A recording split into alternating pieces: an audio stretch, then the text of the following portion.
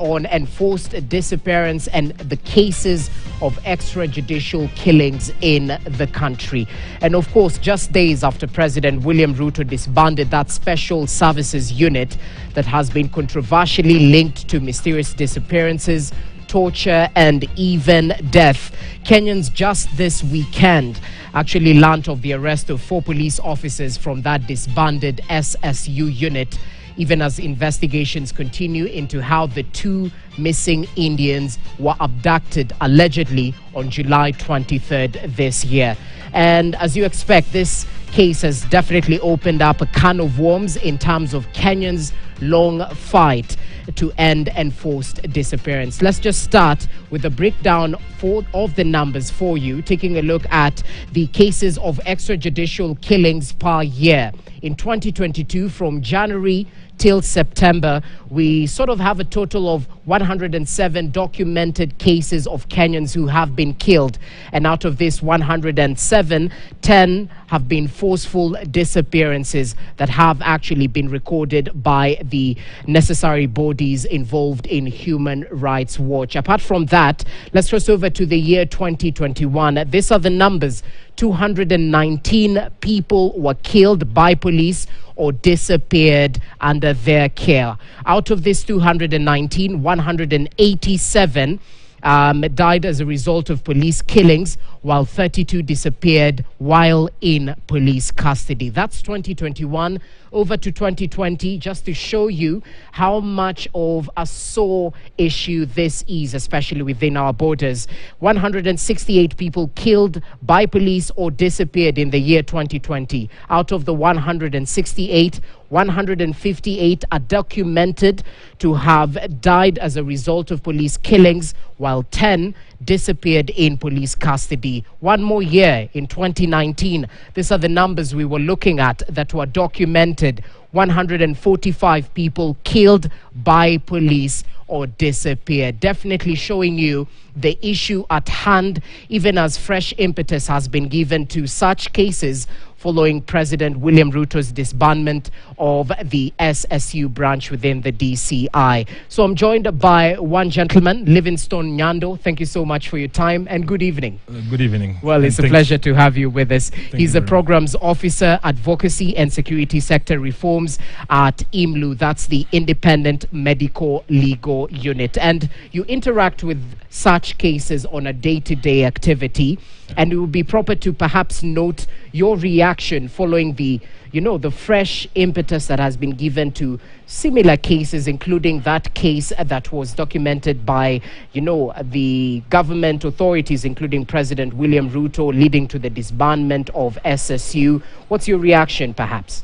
Yeah, the disbandment by the president of SSU unit is a welcomed move.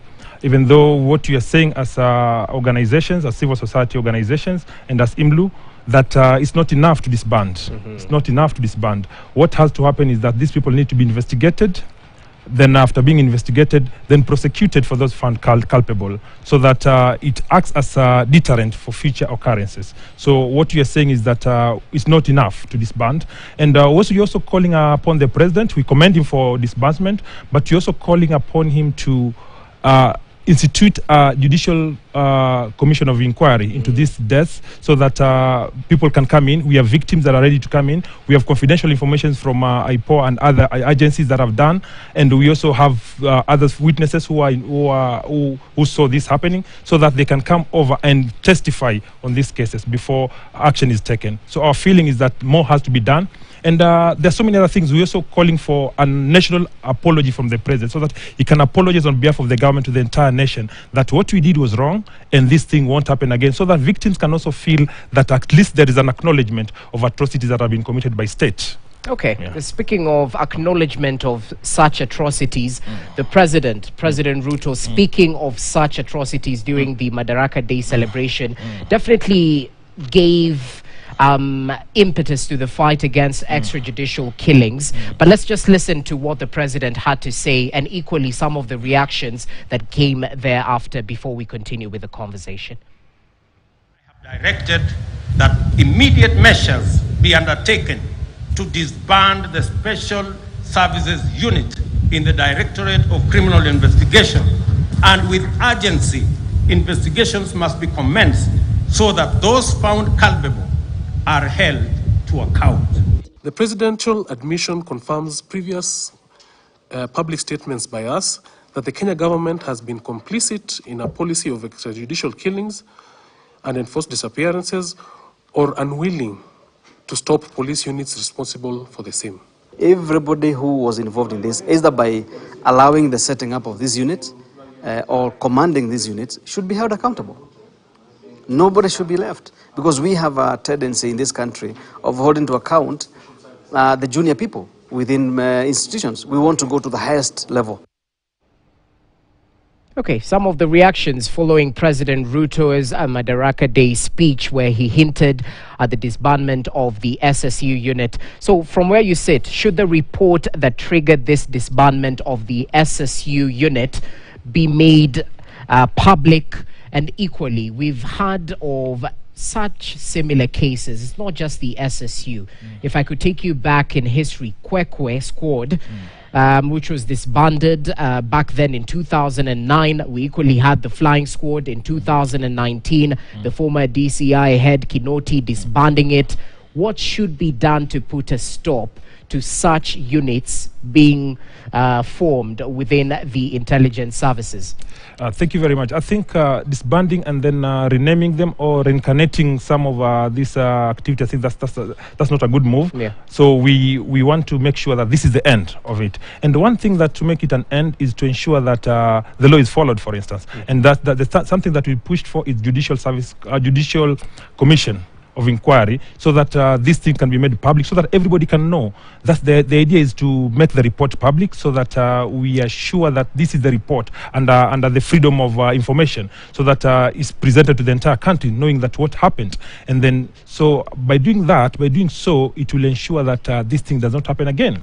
Another thing we want to ask the state is to follow the constitution, to ensure that we follow the law. For instance, currently we actually looking to have the next IG, and the next IG, the process that is being used to appoint the next IG is not constitutional to as far as where we sit. So the process had to start with National Police Service Commission, who are mandated as employers of the police to first advertise that position after it fell vacant. After doing that, then they are supposed to shortlist the names and then do public interviews, and anybody with people should present the memorandum on different officers that they feel have committed atrocities, or maybe have committed torture or any other illegalities that have happened, or any other unconstitutional things that they've done. So that after that has been done, then the names had to present it to the parliament for verification before the president approves the name or appoints the person. So that due process was not used. So what we are calling for that full independence of the police,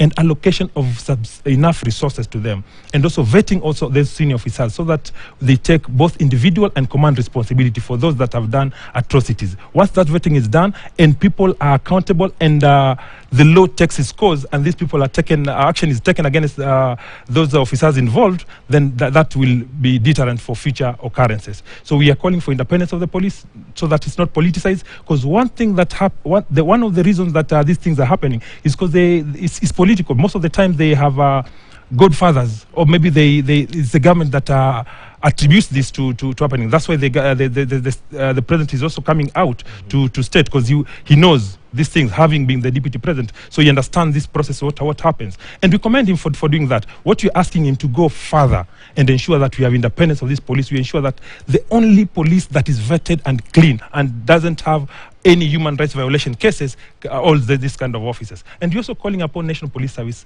Commission to report to duty and ensure that they take their role of disciplining these officers the rogue officers that go against the law and the constitution. Okay. Once that is done, then we are sure that we'll have a good country. And just remembering some of the words from President Ruto, he mentioned, possible prosecution once investigations are conducted. So let's talk about accountability, because ever so often, and we had it from one of the bites that we just played for our viewers, we have a frequency of going after junior officers who are implicated in such cases of extrajudicial killings and disappearances. Yet, you know, in the chain of command, there's someone who gave this go-ahead, the green light to orchestrate such unfortunate incidences. What should we do to ensure that we don't go for the small horses, you know, and make sure that we follow up with the whole chain of command? Is political goodwill enough to ensure that this is the route we take? When you look at the statement that we gave the other day, is that we are calling for both individual and command responsibility, so that the people who command them have to also take responsibility for issuing those illegal commands. But you're also telling the officers, it's also, you cannot use that as if you commit atrocities, you should not supposed to take illegal orders. If you take an order that is illegal, you also have individual responsibility. As much as your commander will have that responsibility as a command responsibility, you also have that individual responsibility that you need to take. So you're not supposed to actually obey illegal orders. You're supposed to come out and refuse to obey those illegal orders. That's what you're telling them, also our officers.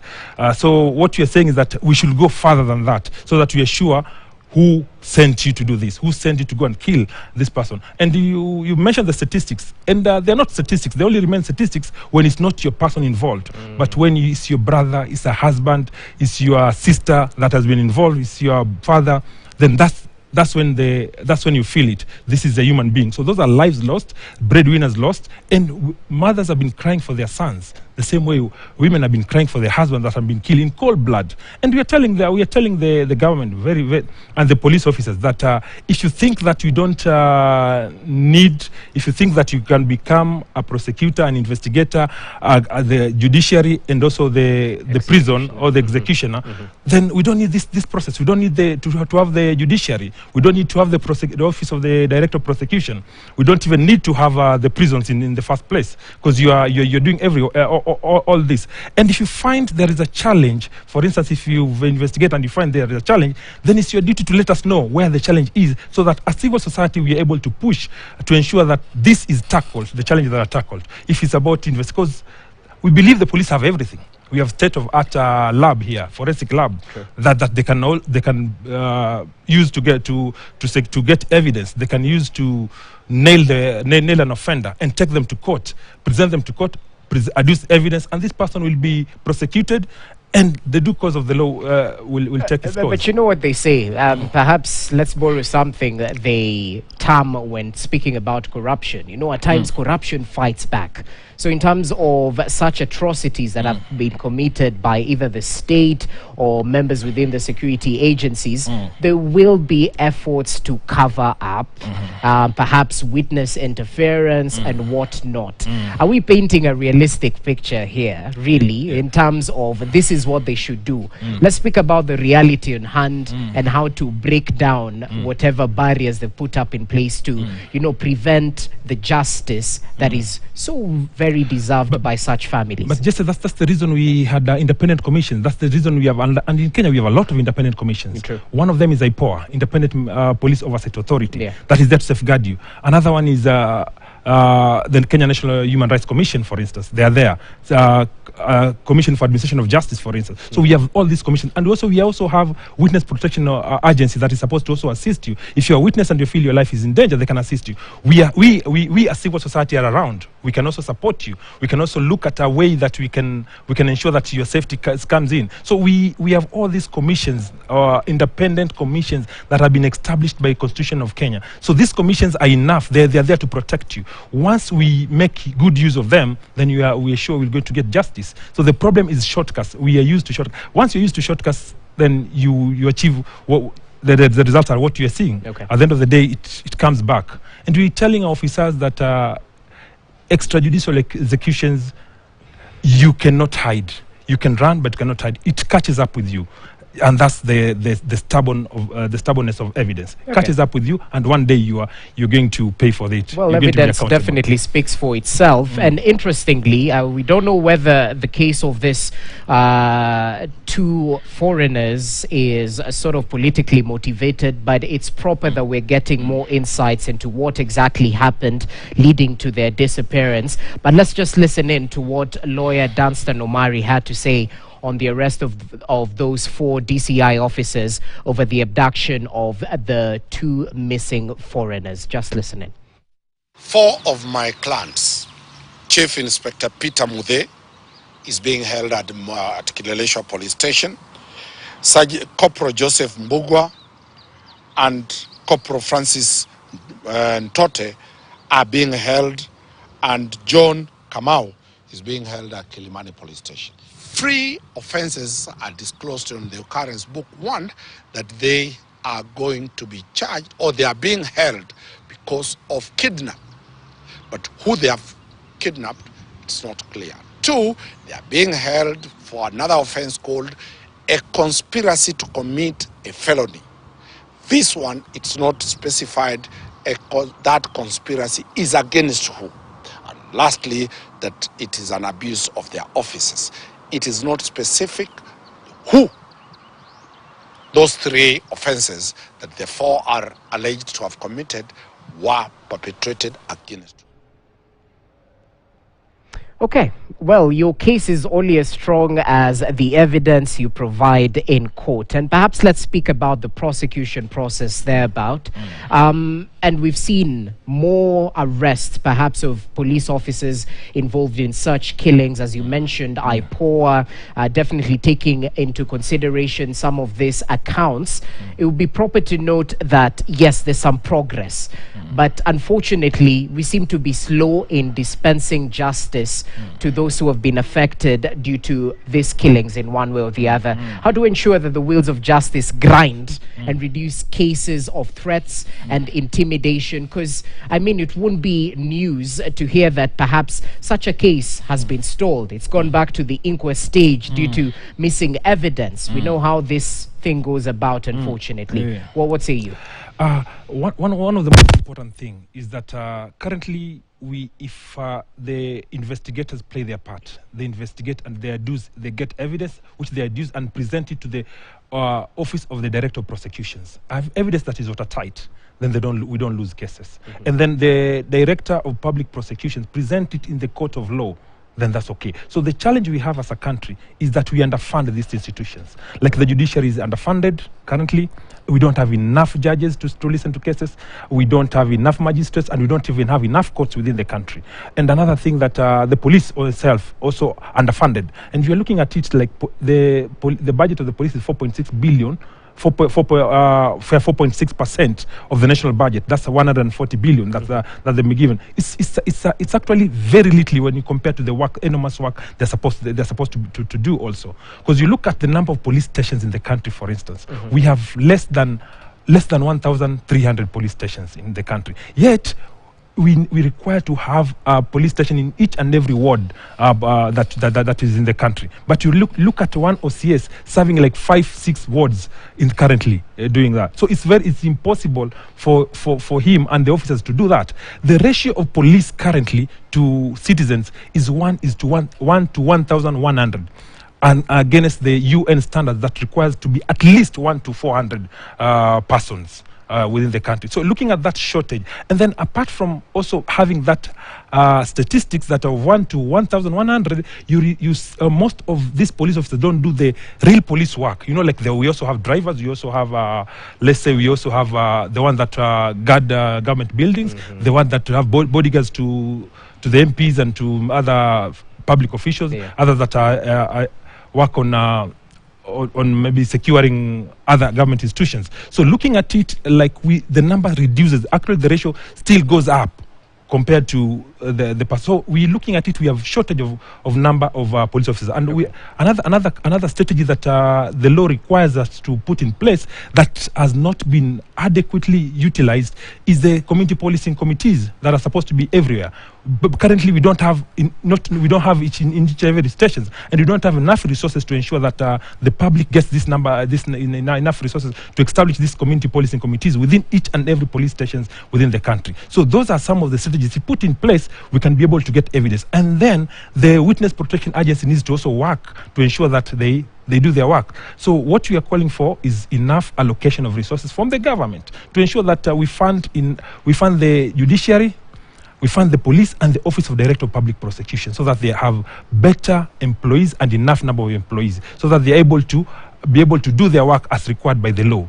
That way, we're able to will end these cases. And perhaps will that equally, solve the issue about delayed justice? Justice delayed, justice denied. Very true. Yeah, very true. Just the way the magistrates come in, and they are supposed to also be. The cases are supposed to be given timelines, for instance. Okay. Just the way the presidential petition, we gave it timeline. We said within 2 weeks, you should dispense with this. So each and every case, the case that we have, supposed to have timelines. You can't have a case that goes without timelines. Because once you do that, then you fail. And the last important thing is to just give police independence so that there is no political interference. Because currently, as much as the president is doing so well, he's also doing there's a lot of interference. So the idea is to just, once you put the right people in place, then just leave them to do the job. So the idea is, even if you're running a company, the best thing is to get the best employee, and then just keep off. Let them do the work. You just supervise from afar, and you'll see work done. But if you put them in place, but you put people who are not qualified and competent, then you'll have to do their work. You'll have to push them ahead to ensure that they're doing their work. And that's what is happening currently. Because we are just unpicking people and giving them position of authority so that they can come and do the work. Then they'll definitely be answerable to you, not answerable to the people, not playing their professional role of ensuring that we get justice and ensuring that the police systems are working within the country. Another thing that we're supposed to look at is the police welfare, for instance. The police welfare, the housing, for instance. The police, for instance, the police, do we remunerate them sufficiently the way it's required? What do we do with our officers? Like a case that I've been given an example, what the National Police Service Commission did last year by stopping the remuneration, the increment of salaries from graduate officers. Yeah. What does that mean? That tells you we don't want people with degrees to go to police officers. Yet the most qualified person in Kenya should be the police officers. We should have our A students going to the police, because the police is supposed to be there to solve almost all the problems that we have. Basically, that's why we need the A students to be doing it. So we are lucky that we have 1,333 graduate constables. That's something that is called for celebration. Yeah. But you should motivate these people so that other graduates come in. But when you stop their pay based on that, then you're demoralizing them. What does it show? You want people who are less qualified to come and hold these positions, and then you complain at the end of the day. Right. So those are things that we need to do. And then, because we need also to increase the number of police officers. The reason we need to increase the number of police officers to stop overworking these officers that we have, so that you don't have officers working for 14, 12, 13 hours. That affects them mentally. And it can lead to process of extrajudicial execution the way it happens. Because if you're not mentally stable, then it's easy for you to commit atrocities. True. So those are factors that the government needs to put in place. And I think that's why there's so much fresh impetus perhaps with the new administration in terms of reforming the police service. We've heard of increasing the number of police officers. I hope this time we won't be changing just the uniform, but equally their allowances and whatnot. Let's talk about implementation of the Victim and Witness Protection Act. You've mentioned a little bit about it, but what's your view on the implementation of this? Because we've heard of bad cases. Just to mention one of them, the case of Josephat Mwendwa, who needed witness protection, but it seemed not to be that his hour of need. What needs to be done to make sure that, witness protection really works, especially in a case where state agency is involved in committing atrocities or a crime? And this the same case of allocation of resources, because that's what they've been also complaining, that they don't have enough resources to also assist people. And that's why we also come in as a civil society to complement where the government fails also. Because witness protection agency that is established, they are yet also to create awareness that they exist. So majority of average Kenyan doesn't know witness protection agency exists. Most of us don't know. And then another thing that acts as a disadvantage to our people is that before you put to witness protection, you are supposed to appear in a court. You're supposed to actually be a witness or an official witness in the court. So that's the challenge, the way it comes. So this person, I've not produced the evidence, I'm a potential witness, but if the agency does not come to assist me, then my life is left to anybody who is aggrieved, who can come and eliminate me. So what we are saying is that the witness protection agency needs to come up, to pull up their socks. They need to also tell us also what the challenge they are facing, apart from the resources that they might not be having adequate resources to undertake their work. Yeah. So that's one of the key challenges. But still, with witness protection, we're having a challenge because we've been losing a lot of witnesses. And that leads to crumbling of these cases. They're either threatened or killed or compromised. Or interfered in one way or the other. Exactly. Anyway, it's definitely an uphill task, but it's good that fresh impetus has been given on these particular cases. As we finalize, I know you've mentioned setting up a judicial inquiry. Well, what will this lead to in terms of reprieve of all those cases we've just highlighted right now? Since 2019, over 100 cases each year happening right here in the country. Will a judicial inquiry be the much needed reprieve to families that have been affected? And what else do you propose as a civil society? So that's one thing we propose, Judicial Service Commission, and we believe that it will be a reprieve. It will provide the remedy that is required, because people will actually speak out. The world will know the atrocities and the torture that is happening. The people who've lost lives, the victims will come out. The families will come out, and we have witnesses will come out. Civil society will also come out and also speak during that time, and then they will come up with the clear recommendations and guidelines on what to be done. The Judicial Service Commission. That's one.